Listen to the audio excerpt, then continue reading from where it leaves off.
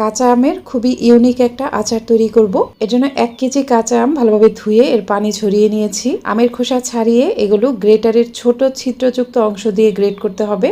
অবশ্যই গ্রেটারের ছোট ছিদ্রযুক্ত অংশ দিয়েই গ্রেট করবেন। সবগুলো আম গ্রেট করা হয়ে গেলে 1 কেজি আমের জন্য 4 টেবিল চামচ পরিমাণ লবণ দিয়ে দিলাম, 2 টেবিল চামচ দিলাম হলুদের গুঁড়া, 4 টেবিল চামচ মরিচের গুঁড়া, 2 টেবিল চামচ সাদা সরিষার গুঁড়া, মিষ্টি জিরা অথবা মৌরির গুঁড়া 2 টেবিল চামচ, 1 টেবিল চামচ দিলাম জাউন অথবা জৈন সজের গুঁড়া।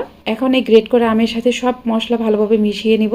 এদিকে প্যানে 1 কাপ পরিমাণ সরিষার তেল দিয়ে দিলাম। তেলটা খুব ভালোভাবে গরম করে নিতে হবে। তেল ভালোভাবে গরম হয়ে গেলেই চুলা বন্ধ করে দিব। চুলা বন্ধ করার সাথে সাথেই দিয়ে দিলাম 1 চা চামচ কালো সরিষা, হাফ চা চামচ মেথি, 1 চা চামচ আস্ত জিরা, কয়েকটি শুকনা মরিচ কেটে দিয়ে দিলাম, 1/4 চা চামচ দিয়ে দিলাম কালো জিরা। এই মশলাগুলো গরম তেলের মাঝে একটু ভেজে নিতে হবে।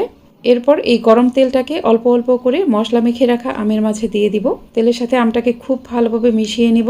সবকিছু ভালোভাবে মিশিয়ে নেওয়া হয়ে গেলে দিয়ে দিলাম 1/4 কাপ পরিমাণ ভিনেগার অথবা সাদা সিরকা। ভিনেগার দিয়ে ভালোভাবে মিশিয়ে নেওয়ার পরে এই বাটিটাকে ঢেকে রাখবো 2 দিনের মতো।